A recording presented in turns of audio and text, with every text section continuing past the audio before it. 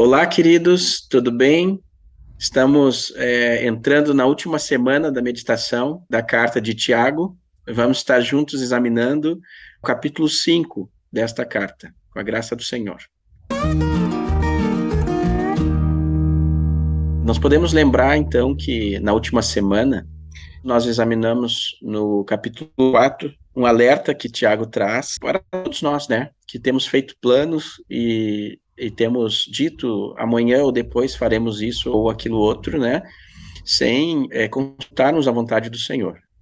Terminamos compreendendo do Senhor que nossa vida tem que estar toda nas mãos dele e lembrando que a gente pode fazer planos, mas o sim e o amém, a resposta certa vem do Senhor. E no capítulo 5, logo no início, o Tiago segue fazendo um alerta, né? E ele menciona aqui aqueles que possuem riquezas e que estão colocando assim a sua confiança nessas riquezas. Então ele traz um alerta forte a isso, considerando que a nossa caminhada neste mundo aqui é breve, devemos estar sempre atentos, né, e vigilantes para a sua volta. E esses planos de juntar riquezas, eles acabam nos distraindo desta breve vinda, né? O Senhor está às portas. Então, nós sabemos que este acúmulo de riquezas, né, nesta terra, concorre, por certo, com a nossa vigilância, a nossa atenção, que devemos estar, né, para a volta do nosso Senhor. Não é, Márcio? É isso aí. Aqui nesse capítulo 5, o que a gente percebe é que o tema é justamente o tempo do fim, é o tempo do retorno do Senhor. E se nós estamos preparados, o que que nós estamos fazendo, o que nós devemos fazer até o retorno do Senhor, né?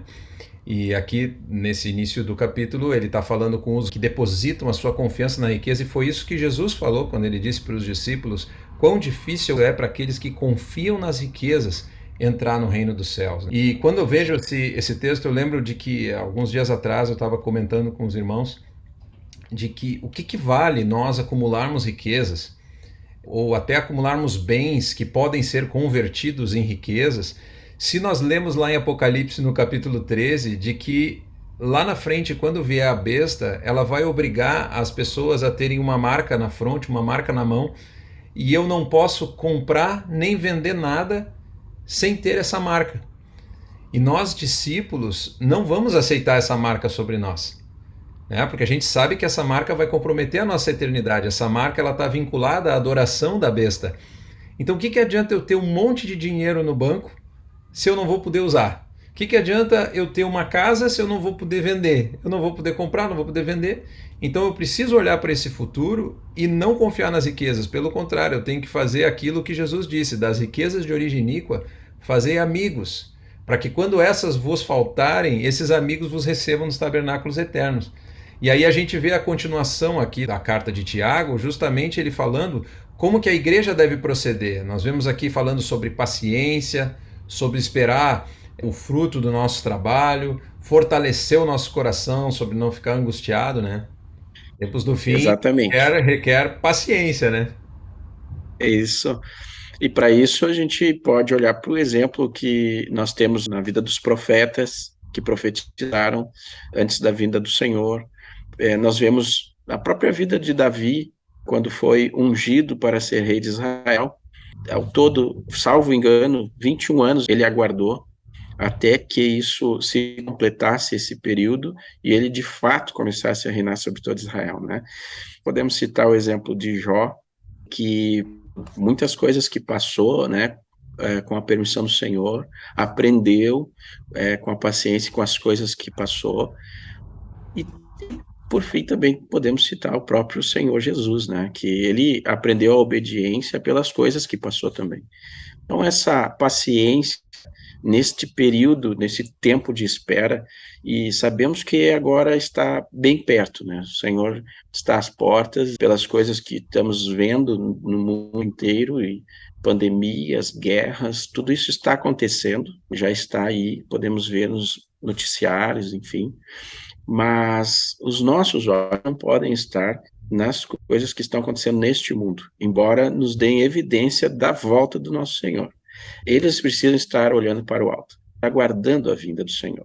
E para isso, não há um melhor ambiente, né, para estarmos senão entre aqueles que aguardam a vinda do Senhor, ou seja, na igreja, entre aqueles Amém. que estão atentos, alertas, né, Amém. e nos ajudando mutuamente, motivando uns aos outros para estarmos vivendo nesse presente século, ainda no tempo que nos resta, de forma fiel, né, de forma piedosa, como nós recebemos orientação das Escrituras, né, nos separando para o Senhor, porque Amém. essa vinda é iminente. Me lembro ainda com relação a essa concorrência que há de atenção entre as coisas celestiais e as coisas terrenas, daquele homem que estava para construir mais celeiros, porque a sua colheita estava farta e ele precisava de mais espaço para guardar o fruto do seu trabalho. Era lícito fazer aquilo, porém, aquilo estava o distraindo das coisas que são eternas. Então há uma pergunta, né, nessa parábola que diz: ó, homem, se hoje pedirem a tua alma, o que tens para dar em troca? Então acho que esse alerta para nós estarmos aguardando a vinda do Senhor, né, amando esta e almejando, né, para que o Senhor volte, Amém. para nos levar para as moradas celestiais que já estão prontas, né? Lembrando que Amém. ele disse: eu vou preparar lugar para que onde eu esteja, estejais vós também. E ele ainda diz: na casa do meu pai há muitas moradas. E os nossos olhos têm que estar nos céus, né? Nas coisas Sim. celestiais. E se for para amontoar riquezas, que seja como Jesus nos instrui, né? No Sermão do Monte: acumular riquezas lá no céu, onde a traça não corrói, né? E onde a ferrugem não consome. Amém. Amém, Os Márcio? ladrões Por não aí? roubam, né? Não escavam. Amém. E ele conclui essa carta de Tiago com diversas orientações que está, inclusive, repetindo coisas que o próprio Senhor falou, né? Fala sobre não jurar, nem pelo céu, nem pela terra, nem por qualquer outro voto.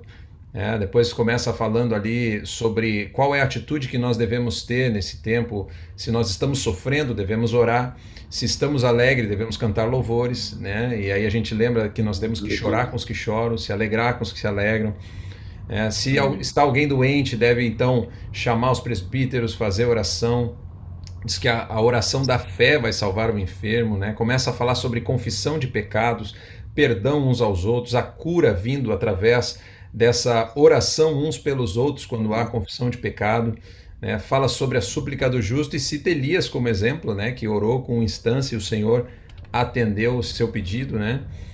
E ele conclui falando sobre o que acontece quando algum irmão se desvia e nós conseguimos converter esse irmão para a verdade, né? Que nós então salvamos esse pecador do caminho errado, vamos salvar a alma dele da morte, cobrir multidão de pecados, e nós temos que ter essa expectativa também no tempo do fim, porque nós sabemos que a iniquidade vai se multiplicar, o amor vai se esfriar de quase todos. Quem perseverar até o fim é que vai ser salvo. Então nós temos que ajudar os nossos irmãos a perseverarem até o fim para serem salvos. Devemos ter esse coração assim de anseio por resgatar os perdidos, né? Por Amém. trazer de volta aqueles que acabaram se desviando, mudando seu foco, corrigindo aqueles que estão caminhando no Senhor, mas que estão com essa visão, como tu falaste, né, Rafael? Uma visão talvez nas riquezas, em acumular tesouros aqui embaixo, porque o nosso tempo está terminando por aqui, né? Cada dia que passa, as profecias estão se cumprindo cada vez mais, faltam poucas para terminar de se cumprir tudo. Então nós temos que estar preparados para subir. Amém. Que assim seja.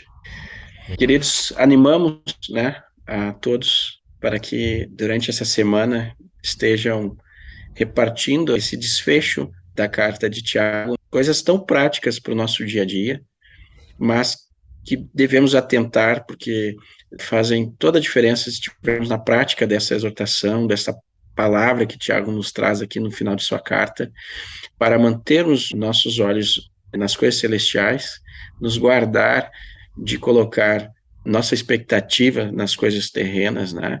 E nos ajudar mutuamente nesta perseverança, né? Que nós estamos, como o Paulo diz: irmãos, quanto a mim não julgo havê-lo alcançado, mas uma coisa faço, esquecendo-me das coisas que ficam para trás e avançando para as que estão diante de mim, prossigo para o alvo, para o prêmio da soberana vocação de Deus em Cristo Jesus.